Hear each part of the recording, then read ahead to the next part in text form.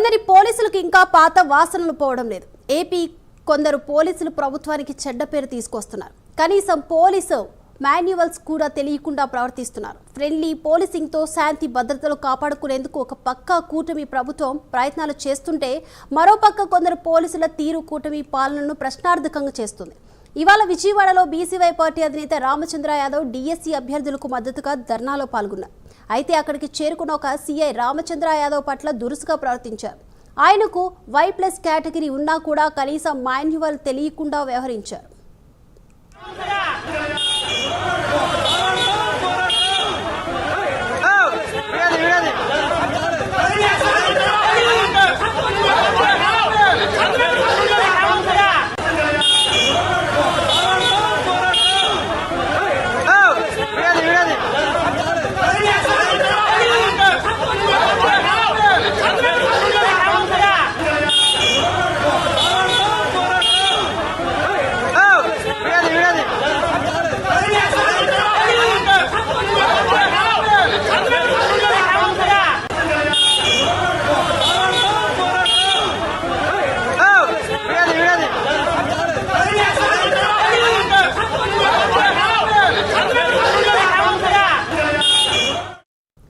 రామచంద్ర యాదవ్ ను ఈడ్చుకెళ్లేందుకు ప్రయత్నించారు. దీంతో అక్కడ ఉన్న పోలీసులే సీఐ తీరుకు షాక్ అయ్యారు. కాసేపటికి తేరుకొని సీఐని అడ్డుకున్నారు. కానిస్టేబుల్కు తెలిసిన పోలీస్ మాన్యువల్ ఒక సీఐకి తెలియకపోవడం చాలా బాధాకరమని కూడా ప్రజలు అంటున్నారు.